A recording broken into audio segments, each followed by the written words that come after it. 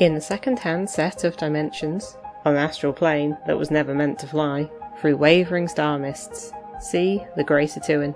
Drifting onwards through space, atop the shell of the world's turtle, are 4 giant elephants, upon whose broad shoulders rests the Discworld.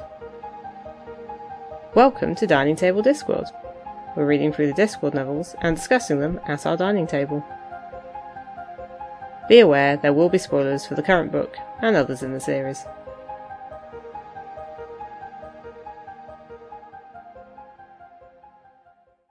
Hello and welcome to Dining Table Discworld. I'm Dave. I'm Kathy. And today we are talking about The Last Continent, published in 1998, and another Rincewind novel. Let's see if we like it better than the last one. So Kathy, what is the synopsis? At the Unseen University, the librarian is ill, which makes the books rowdy. The wizard faculty reckons they can only cure him with magic by knowing his old human name, which he refuses to give. The only person who might know is a certain former library assistant. Rincewind is in a dry red land, subsisting with supernatural help, when a kangaroo tells him he has to save the land, and perhaps already has, as time's all scrunched up there. Searching for Rincewind, the wizard faculty discover a portal to a strangely accommodating island and, along with the housekeeper Mrs. Whitlow, end up stuck thousands of years in the past. The island turns out to be the home of a god who is curiously keen on evolution.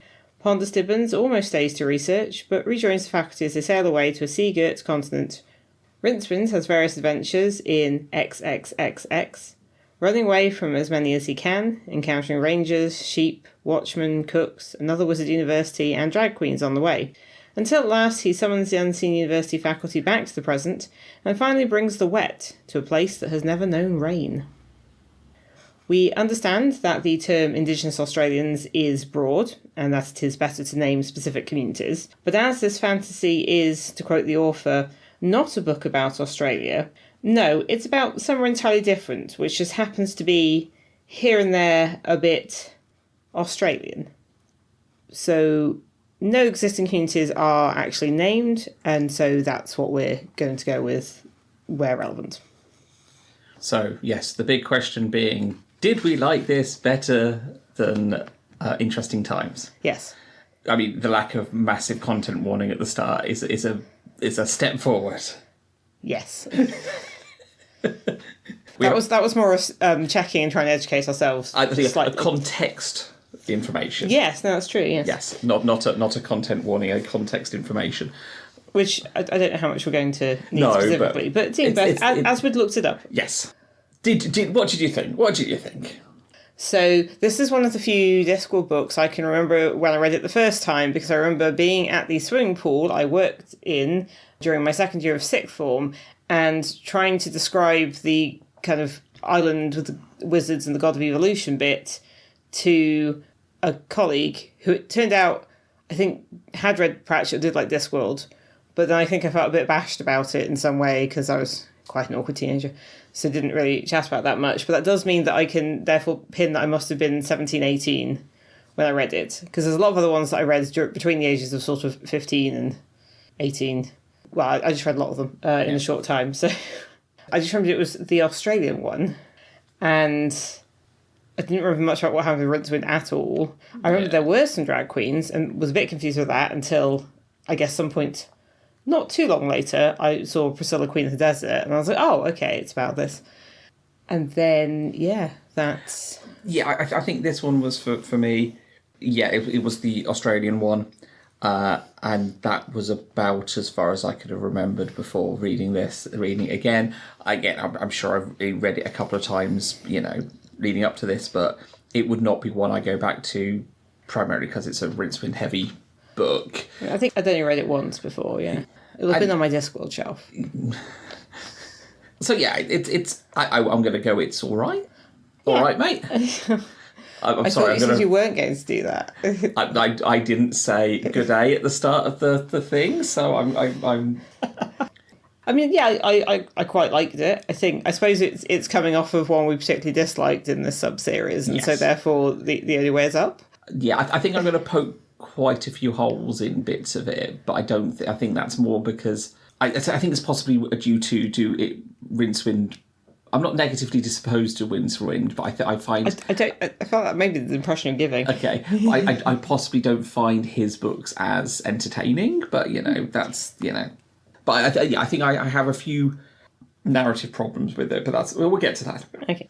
Well, I guess the other thing we want to talk about is what do we know about Australia, particularly, I guess, any of the pop culture that related to Australia in, I suppose, the 80s and 90s? Well, obviously, I have seen both Crocodile Dundee films. I've not seen either of those. And Mad Max, so therefore I must be an expert. I have seen Fury Road. Although I have also now... And I've heard the Tina Turner song.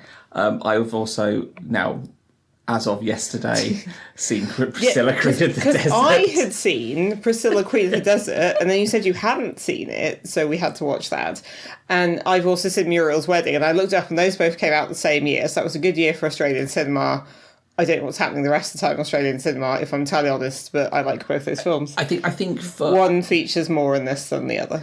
I think my knowledge of Australia kind of mirrors the sort of Australia that's portrayed in the book, in that it is all the white European culture side of things, and I know very little about the Indigenous Australian side of things. That's not a thing we'd talk about. Actually, the other thing I would say about, the 90s that I would know about Australia was Neighbours, which, again, I don't know if Sir Terry ever watched, because there's nothing in there that I can think of that's about that, although I may, now that I think about it, I've been watching Neighbours a little bit. Well, no, I will have seen it, but I probably wouldn't remember much about it until a little bit later.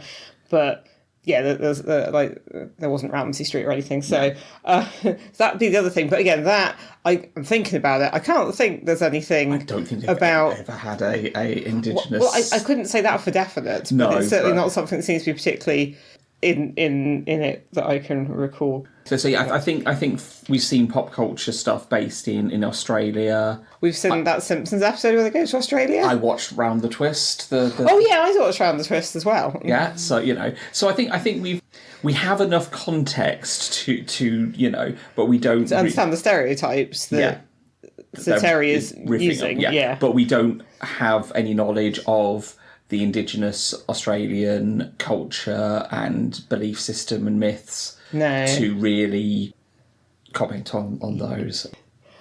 Yeah, so I think one thing we're going to discuss a little bit maybe about the setting, which is in this book described as XXXX, which is always spelled ECKS and then 4 times in a row, rather than just the letters, which would be easier. And isn't even technically the Roman numeral for 40, so I don't know why it wasn't that. Also, I kept thinking, it's Forex, because, which is not mentioned here at all, but I think it's because in a previous book in a footnote, where, again, we've discussed before, sometimes things in footnotes or little asides become whole books later, and there is mention of Forex, where the wizards wear corks in their hats and surf. Yeah. So that, presumes a seed of this. But that would be easier to say.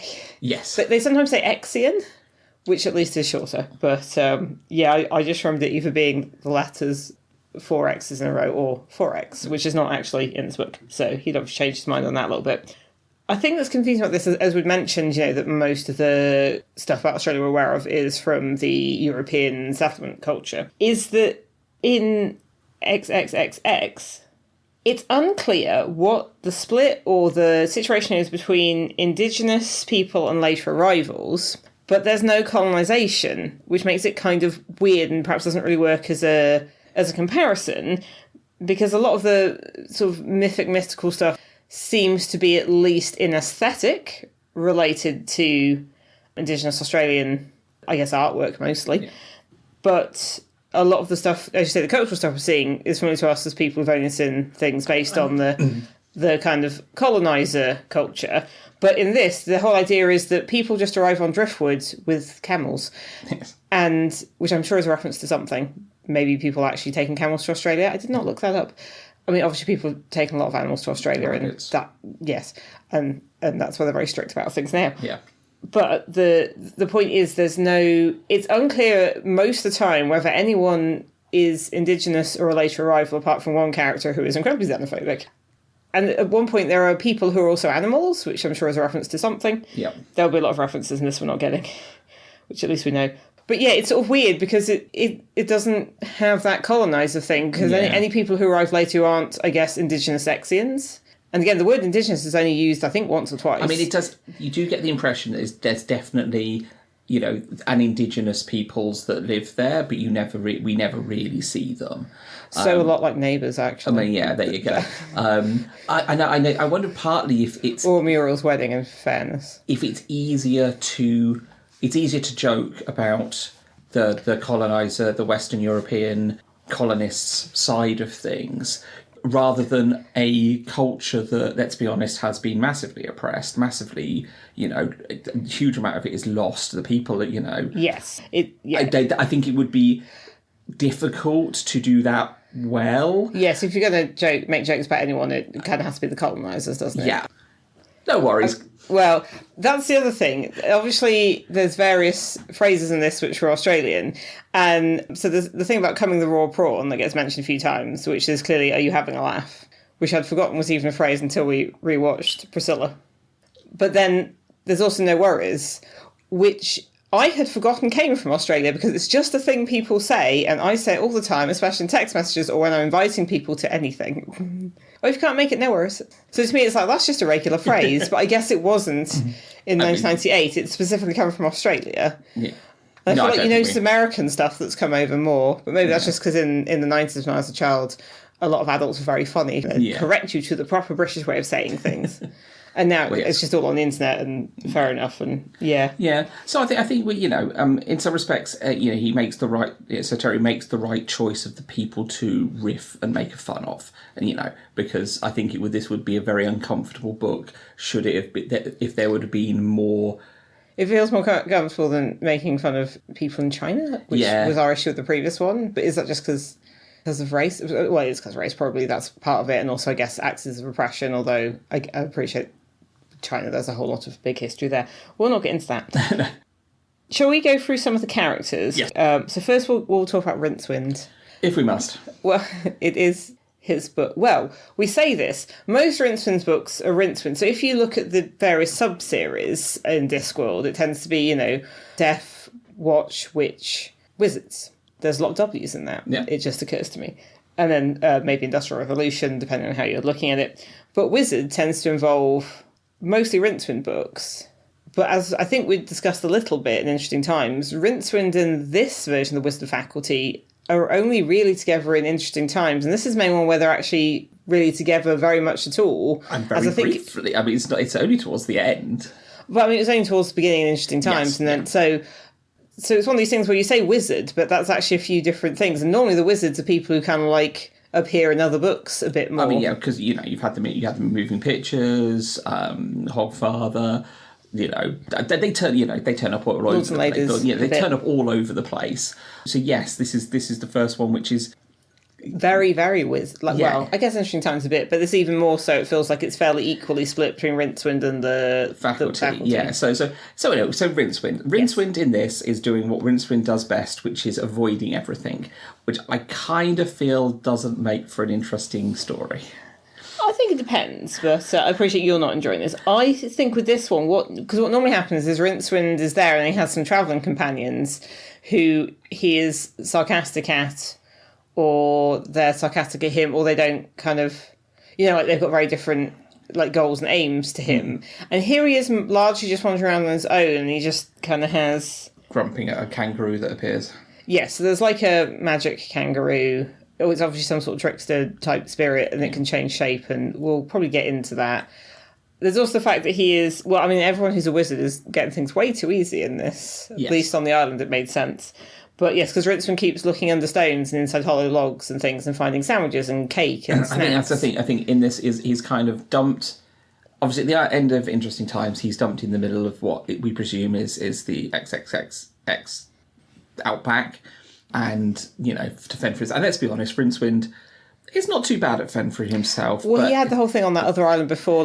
Survival he can do. Yeah, but it's very obvious when we see him now that someone's helping him. Because, he lifts up a log, there's a ham sandwich underneath. We presume this is whoever the trickster, the kangaroo Well, is it? I was not sure if it was the kangaroo or the creator. There's sort of two figures there, Yeah. isn't it? And the kangaroo's kind of working on behalf of the creator. Because they feel that Rincewind needs to say, bring back the wet. And we're tuning into our very Dune.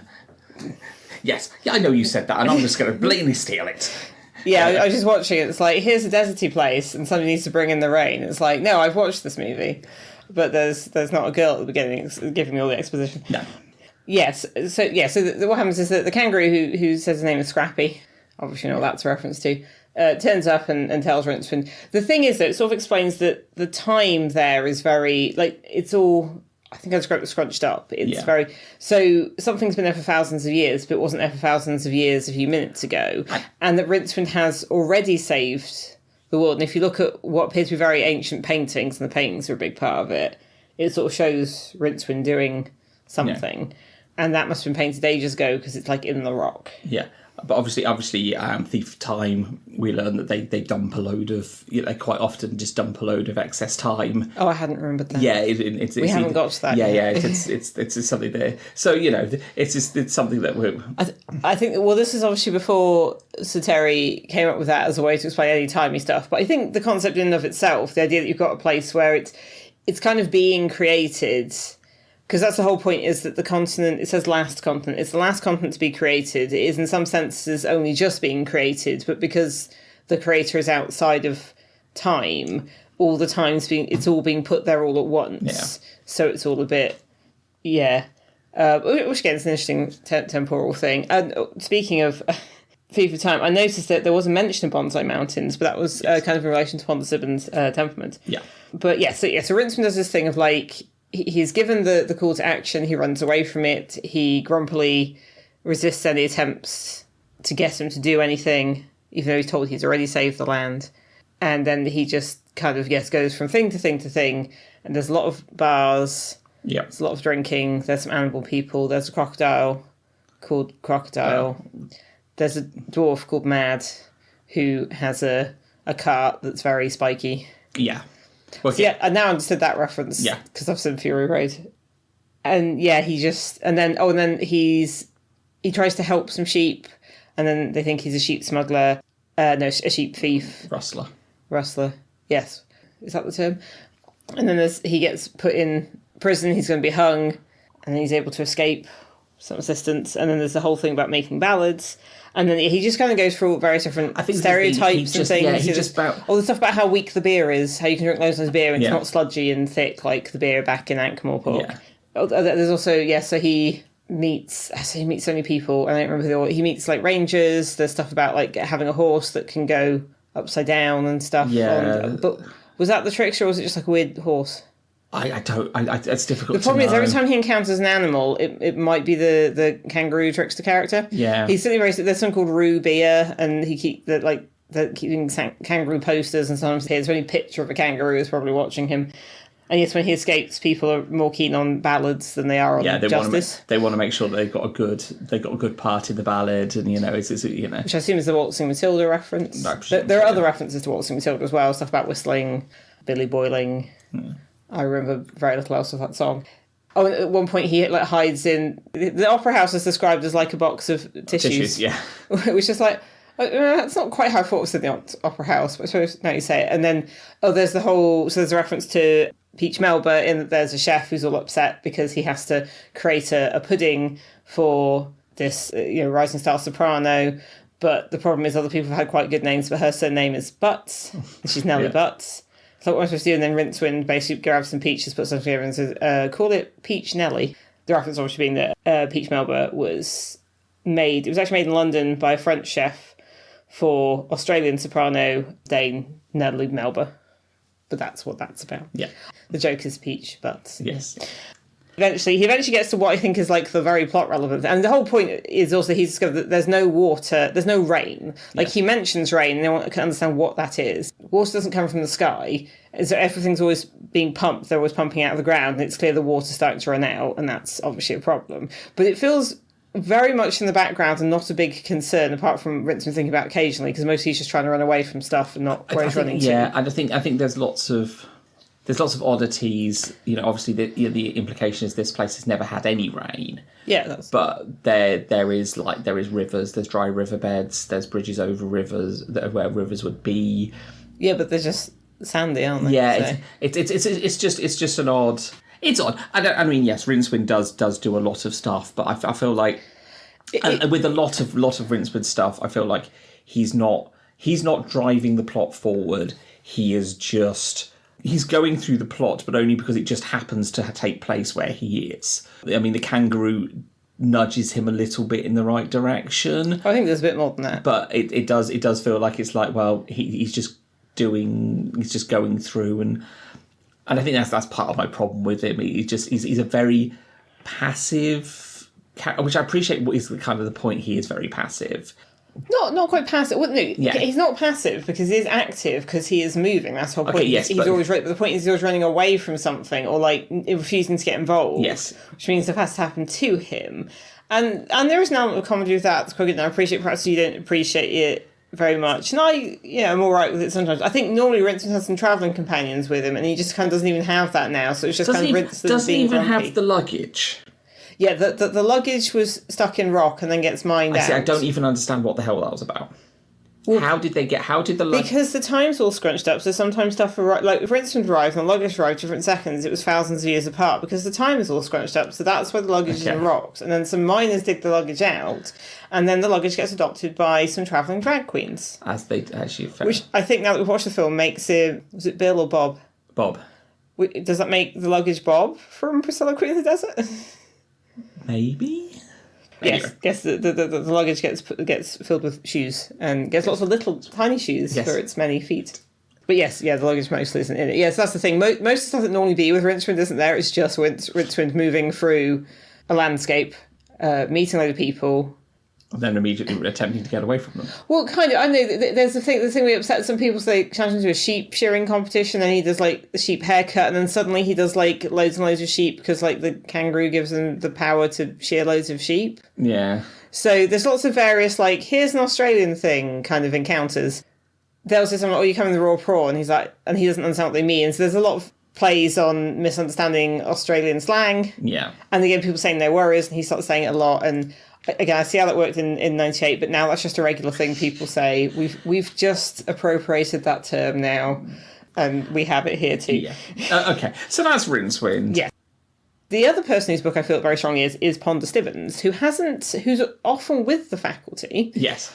And sometimes a little bit to the side of the faculty, who are often already at the side of something. He's a bit more centred here. Usually he's there to provide the actual impetus of the wizards to, the practical wizarding side of things, while the rest of the wizards are off doing something slightly odd, like in Soul Music, when all of the wizards are all getting wrapped up in the music with rocks in. He's there to help actually do the wizarding. Well, he actually captures some of the music. And in Hogfather, while the... Well, he has Hex. Yes, he's got Hex, but so... But no Hex really in this. No Hex really is mentioned briefly, but... Yeah. But yes, so he does get a bit more front and centre, because it is a bit more of trying to work things out, but it's also his frustrations with the faculty. It's more about him as a character. So the thing about his temperament being the kind that would develop Bonsai Mountains, which obviously is picked up later for a different character, what's happened to the wizards is the librarian is ill, and whenever he sneezes, he changes shape into something like red and furry, but not an orangutan. And it's causing problems with the books, and they think, well, the only way to do magic on them is to use the librarian's human name, but the librarian has all trace of that's been removed by the librarian, one assumes. And the only person they think might know is Rincewind, which does raise the question, was Rincewind working in the library before the librarian changed and like at an earlier point in his career at the university? I can only presume so at this point. If you want to avoid all the kind of like dead men's boots kind of attacking each other form of promotion they had before, I could see the library would be a place to go for that, and which might be why him and the librarian were there. I'd also imagine because of his inability to do actual magic, he wasn't really welcome in a lot of other departments. So, I mean, the library you just have to have a certain degree of respect for the books, which is higher than most normal librarians would require. So yeah, I mean, it would be a relatively... Well, I mean, here we go. This is your profession. Would Rincewind make a good library assistant? See, I don't see many skills in him. I don't running away from things. I don't generally have to run away from things. I haven't seen his ability to shelve. How does he? I think he'd be all right at that. It's But I suppose he is good. That's not the bit we're watching. But he is good at avoiding things. And to be fair, in the Unseen University Library, you would have to be good at avoiding books trying to lunge at you. So Yeah. I think I think generally he can manage it, and imagine. That's why he was the assistant librarian rather than the actual librarian. Well, yes, he was an ape's assistant. Yeah. But yeah, so the wizards go to find some sort of, was it the Professor of Unusual Geography or something? And then they find in his office has an ensuite, and through a window in the ensuite there is a tropical island. And they're like, oh, there's a portal. And like, wait, that's Jammy. He's just been going and lying on the beach all the time. No wonder we haven't seen him for ages. And then they go through, but they prop the window open, and Ponder goes with them, because the whole thing is it's Ponder's idea that, well, sorry, I've gone a bit ahead of myself. Ponder's the one who says, well, the person who might know the librarian's name is Rincewind. And it's like, oh, where's this Rincewind fellow? It's like, well, we sent him to this odd place. Oh, okay. So then they go find this geography guy who isn't there, and then they find the portal, and then they all go and have like a little beach So my holiday. question at this point is, where is the wizard, the professor of... He seems to be dead on the island. I'm not sure why. Yeah, and how did he create a portal to thousands of years in the past? Yeah. There's so many questions at this point. Yeah, I thought... So the wizards go through, and Ponder's there actually like, we need to find the professor, we need to find Rince, we need to help the librarian. Yeah. And they go to this island, they're just enjoying themselves, and Ponder's... it says that Ponder is one of those unfortunate people cursed with the belief that if only he found out enough things about the universe, it would all somehow make sense. And the fact that he's not looking for a theory of everything, but just a theory of anything. Yeah. So Ponder's one of these people, he's a seacraft knowledge, he wants to know about things. He's found a lot of stuff with Hex, which is mentioned briefly, but isn't the main focus. And then all the wizards are just messing about on the beach. But Ponder's actually interested in things and is looking around, and what happens is that they order lunch, and the housekeeper, Mrs. Whitlow, comes out and brings them lunch, but then she basically knocks the thing that was propping the window open, so then the portal's closed, because apparently the portal was tied to the window. There's no explanation as to why this is there. Windows 98. Oh, do you think? A portal, like a window, into this... Because remember how the Windows 98... background screen was this lovely green meadow, not quite a beach, but this kind of a... Oh, the little hill. Yeah. The hill with the white blue sky. It's like a window. Oh, I wonder whether it's a reference. Well, we just decided it is now. Well, so Terry was big on technology, he would have been... I think it doesn't relate to Hex, I just assume that's where the computer I mean, it end up. may have been something that, just a throwaway, Yes. But what they discover is that everything they need seems to be growing there. So they the plants, they're like, oh, are these bananas? Then they open up and it's like regular food, and anything they mention seems to grow. Yeah, so we got this island that we find out is basically the playground for the god of evolution. Well, so he's not called, that's what Ponder calls him. Yes, he's just God. God, yeah.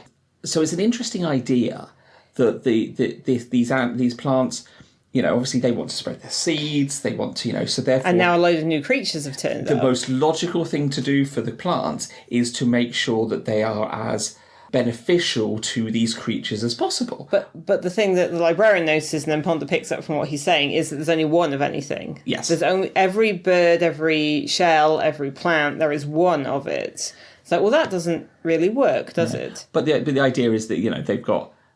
Yeah, all these plants are just being really, really, really helpful. Like they open some and they have literally their cigarette plants, but the seeds seem to be in the filter. So Ponder's trying to figure it out, and so he goes off looking things. I think it's a good point to mention about the god of evolution, or just God, as I feel he's a mirror of Ponder. Okay. So Ponder eventually finds a cave, and there's this god there who sort of appears as a sort of human, but without the pointy hat, even though are they all wearing the hats, maybe they take them off. Well, I think the idea is he appears as Charles Darwin. Yes, okay, he appears as Charles Darwin, but he's obviously basing himself on there, because he's not seen... I think it describes that he personifies as kind of how he's seen. Yeah. So yes, because again, they've noticed, well, there's only one of everything, which leads to them having an early conversation about, well, if there's only one of everything, things can't reproduce, it doesn't make any sense. Yeah. Although obviously one of them's got seeds in a cigarette filter, so that's how that spreads. And then Ponder finds this garden and the wizards follow. And the thing with the god was a guy who was with the other gods, and he points at done manifesting. Because at this point, they've also figured out it's thousands of years in the past, because they're looking at the sky, and they're like, well, we don't recognise these constellations. They're like, oh, we're far away. And he's like, no, I think these are what the constellations would look like if the turtle was further, because of course all their constellations change, because the turtle is moving through space. And it is a point that this is one of the few books recently that's actually opened mentioning the Greater Two and going through space, which we haven't had for a while. No. Because I think by this point they're like, yeah, everyone's got that that's the deal. Yeah. But yes, so Ponder finds him is absolutely fascinating, because what this god is doing is he was with the people on Cori Celesti done manifesting, and I think he just didn't like the other gods. There's all this smiting, there's all this stuff, and he was obviously a bit fed up of it, didn't like this, and decided to go off on his own and research stuff and think things through logically. Yes. And this is why he is the mirror of Ponder, because Ponder spends most of this book being annoyed by the wizards and all their bickering and their not being logical and how they are, and he just wants to ask questions, get sensible answers. I did also feel like at some point that Ponder and Magrat would be good to have a chat when they're a bit like, I'm the young one with these terrible old people who are just very annoying. Regardless of how young they actually are, because again, probably not as young as they're being treated. But although actually, no, Ponder's got a faculty position in there. But yes, so Ponder meets him is fascinating. Then the wizards turn up and start their usual wizard thing, which I think we'll talk about next, about the wizards as a group more. And what he finds is the god's making an elephant, and it's got wheels at the front, but like all of its organs are kind of like not in yet because he's building it. Yeah. And Ponder's really fascinated, and the god's saying, well, I'm trying to do things in a more logical way, and I'm trying to set things up so I don't have to constantly be interfering and stuff like that. And I think he's almost trying to take ego out of it, and he's looking at all these, he's interested, so he's made all these different beetles, but only one of everything, all these different plants, and he's they keep doing stuff. Like, I don't think he quite wanted them to like grow and change into useful things for people, but that's sort of what they're doing. And then Ponder explains, because again it makes clear earlier on in the book that Ponder's been thinking about stuff that's kind of evolution, that kind of thing. Ponder's the one who says evolution, and God's like, oh, okay, yeah, that's good. And I think the thing is that probably in some places now, but certainly back in 98, that would have been a god of evolution is quite he's really toying with some stuff there, because the whole idea of like religion and science and like evolution, creationism, being opposing things, he's got, well, this guy's a god, but like evolution is the thing he's creating. Yeah. And which, in fairness, the earliest natural philosophers who were looking into this stuff were doing it to understand God's creation better. It wasn't like Darwin was there going, I'm going to disprove God. He wanted to know how things worked. Yeah. People want to know how creation worked. And Ponder is increasingly impressed by this and just kind of fanboying over it a bit. Very much so. And then he decides he wants to stay, whereas what the wizard's saying is they want to go. So what happens is a big boat kind of grows. Well, because the god wants to get rid of them because they're causing too much chaos in there. They are random factors in his nice planned island. He creates a boat. Gourd. Yeah. The thing that's funny though is that they do point out, well, why is there only one other thing that doesn't work? And he's like, what do you mean?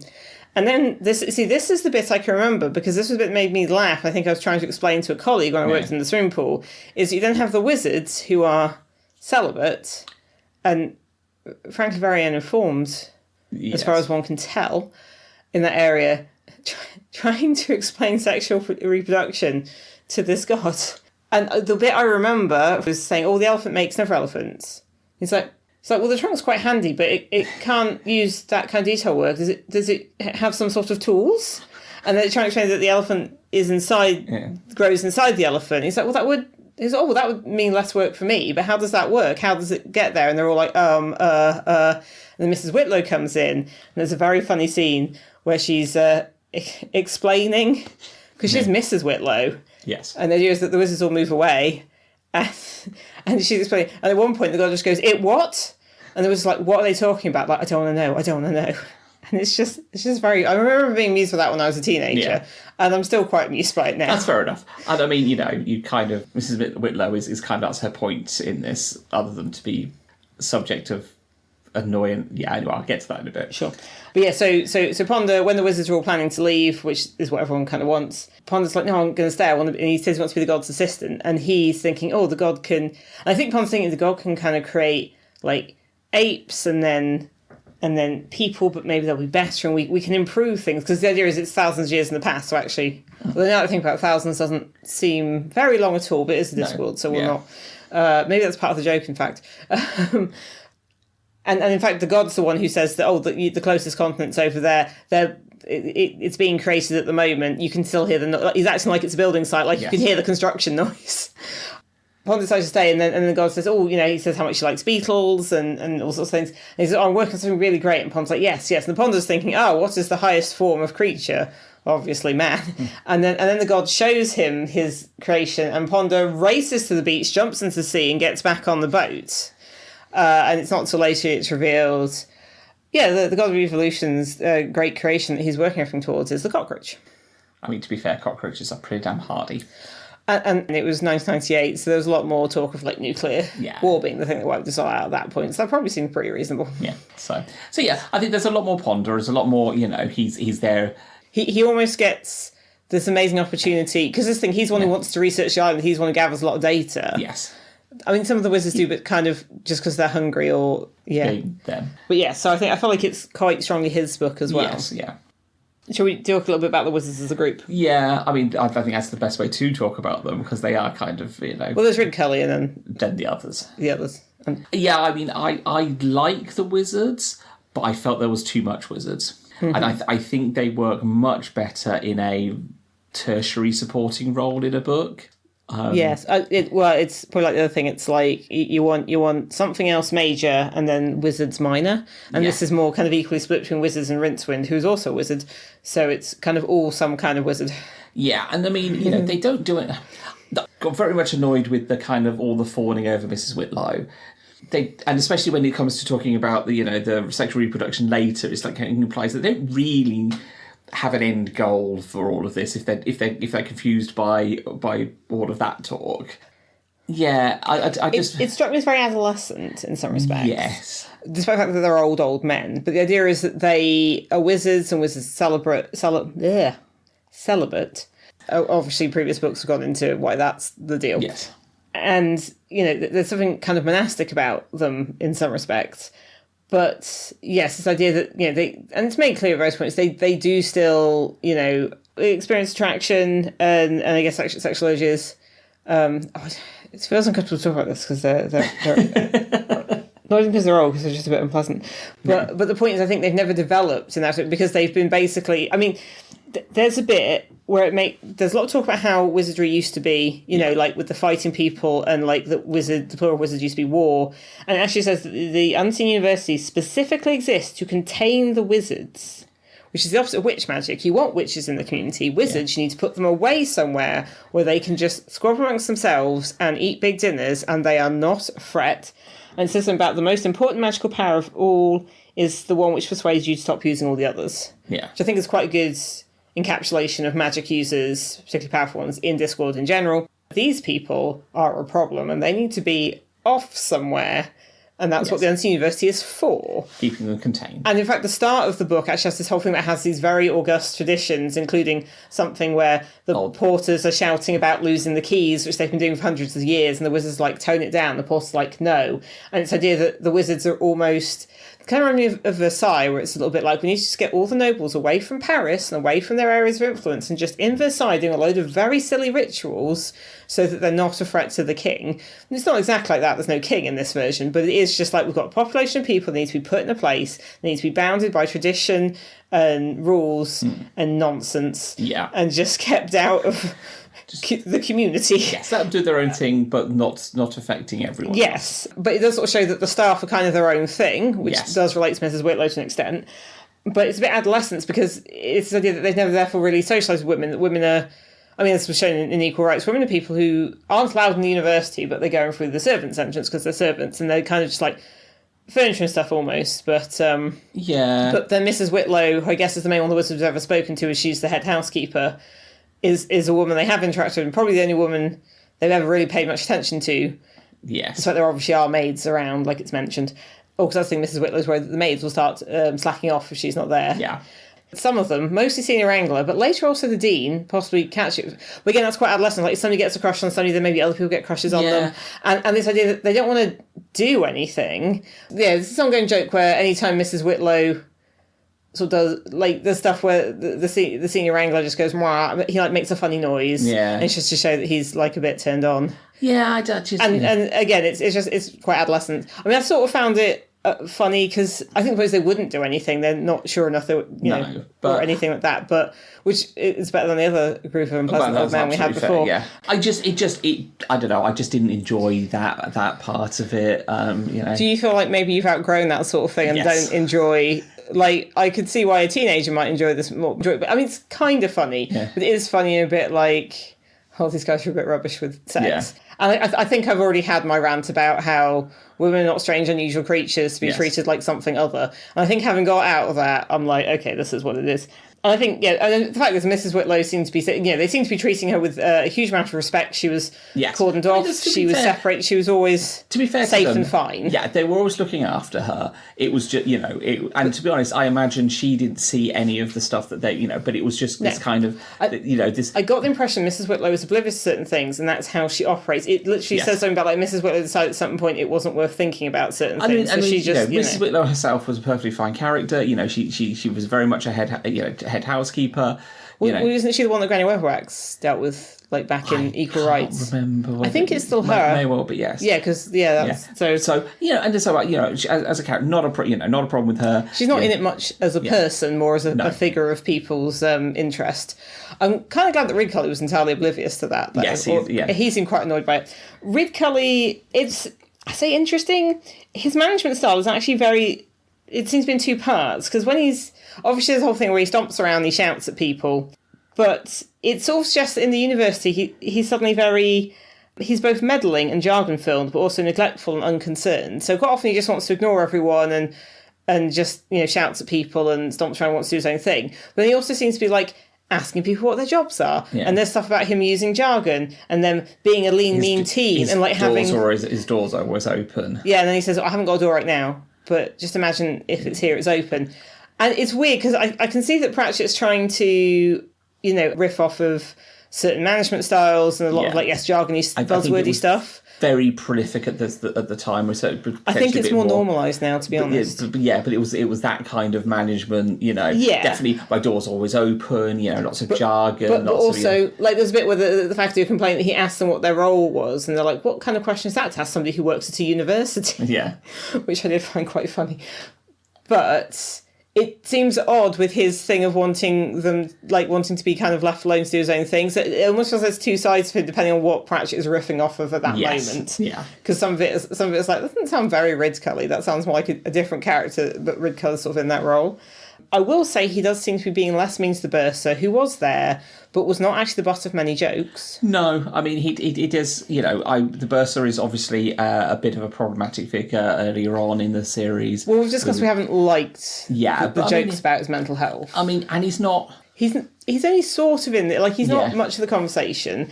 He's in it more at the end, actually. But, I mean, there is one bit where, when they're discussing how a plant would evolve... Development, quite use the word evolve, but when they're trying to figure out what natural phenomena has caused all these plants, like one of which is making Battenberg, they don't use the word Battenberg, but like it's Battenberg, and cigarettes with filters and stuff. Like, well, tobacco's a plant, but Rid Cully goes, what kind of bird stops flying around for a quick smoke? And the Bursar goes, puffin. And then Rid Cully goes, it's good to see you with us, Bursar. But the point is, he's not being horrible to the Bursar. It feels a bit like that's an improvement. And it's a lot less of, that he's got to take, he's doing something odd, the odd sentences. There's a little bit. It still suggests he's not fully with it all the time, but that kind of is, I guess, useful later. And it seems like he's just kind of in the group, but not being targeted. Yeah. There was... The thing I found with this, I tend to find the wizards, even though I don't necessarily enjoy them as characters, I kind of enjoy the artistry of how their conversations go. It's not something I'm going to reread like I do with some of the Watch books, where I just really enjoy these characters, but it's something where, one of them will say something, the other one will misconstrue part of it, and then they'll go off on a weird tangent, and when they're talking about, like, Rid Cully's appalled to hear that, like, the trees are all, as he puts it, going at it like knives, which is not a phrase I'd heard before, but... like when Ponder explained how pollination works, and getting the wrong end of the stick, but Pratchett also does stuff like somebody will make terrible jokes, like when they have that boat that's a gourd, and he says, "Oh, it looks a bit of a squash." Yeah. And that's a terrible joke.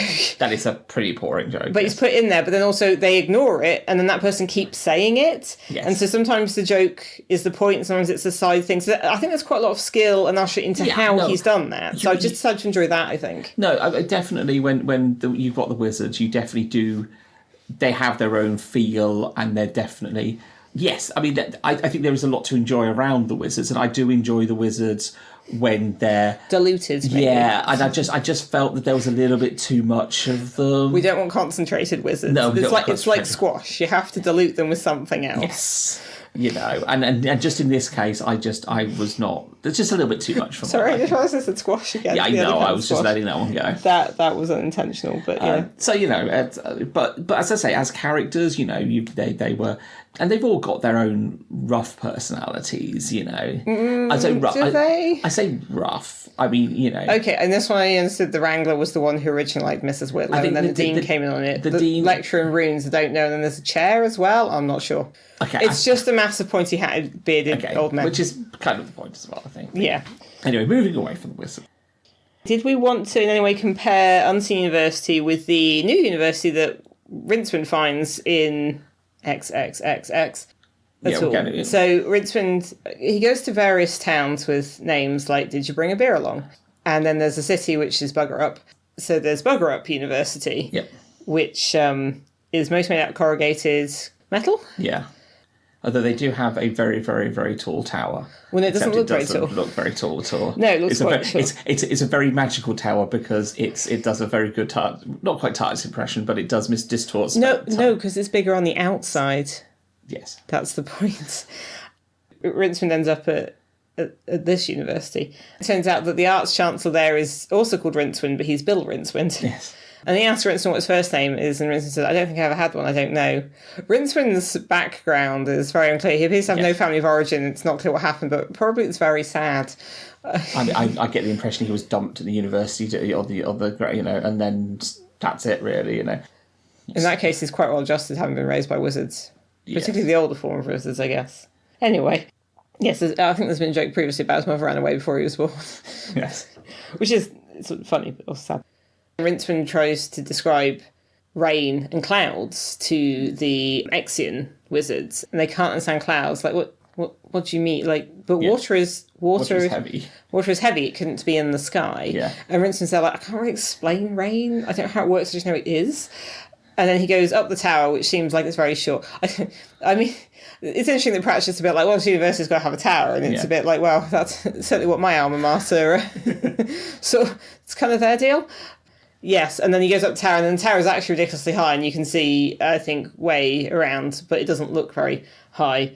And then they all end up going underground to this rocks, and basically, through the time being scrunched up thing. Well, also because they come through as paintings, don't they? Yeah, so what happens is paintings in the rocks. So the wizards are basically being very wizardy. They get to XXXX. Oh, that's what we didn't say about the storm. Yeah, did we? While it was being built, they get through this massive storm that's surrounding the. It's Seagirt, and basically the idea is there's no rain in the interior, but about was it like a mile out to sea? There's just basically storms around the entire thing, which made me think of that thing I heard recently about the Antarctic current. There's a current that goes right the way around the Antarctic.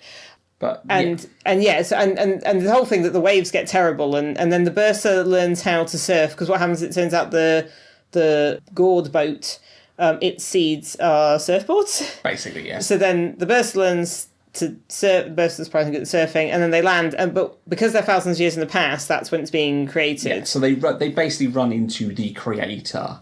One of the ways you can tell, I think the only way you can tell necessarily what colour that anyone's speaking to is that suddenly Pratchett will point out that neither Rincewind nor the Bursa think of racism. Yeah. The idea is that the creator is incredibly dark-skinned. I think that's early on in the book when Rincewind briefly encounters him at the start, and then towards the end when the wizards encounter him. And the Bursa, who is, I guess, the most Zen-like of them, if that's it's probably not the right term, in fact, but he's, because he's not always there mentally anyway, he watches the creator basically doing the paintings on the rocks. There's a lot of talk about the artwork, which I think we'll get into, but one thing that happens is that the other wizards turn up, see somebody painting, snatch the brush off him and start messing about, trying to draw a duck. Basically being... rude idiots. Yeah. And obviously, so they're doing that while some of the others go through his bag, which which has the magic MacGuffin in it that they'll need later. I mean, the wizards are very rude. And they try to go, oh, look, I can do better than you. Here, let me show you how it's done. Because and it's that whole thing. I suppose that's the coloniser thing. It's the whole thing is you see what somebody's done. You're like, well, that's not how we do it. You've obviously not learned properly. Let me show you how it's done. When you're like, actually, this was perfectly fine. For where it was, it just looks different to what you're used to. Like generations of Europeans around the world. Yeah. So they're busy doing that. And through some mechanic, which I'm now a bit... They get pulled... through this that's stone. How the kangaroo went around. Yeah. And then Rincewind is the other side of this stone. And sort of summons them without quite meaning to. Yeah, and manages to bring them forward. I guess because he's the only one that knows who they even are. Yeah. The side effect of this is they were trying to draw a duck. I'm like, you got the duck wrong, and now it has legs, and what's happening? And I think the point is because that was when it's being created, is that there's a lot of creative energies around, so that is... The diaper platypus. Indeed. But yes, I think that bit was supposed to show, look at how rude and silly these guys are, but actually it kind of was a bit more irritating than funny. You're a bit like, oh no, please stop it. You're being so unpleasant. Yes. But the point is, with the burst just sat there calmly and just sort of watched and was interested and smiled and kind of understood the pictures.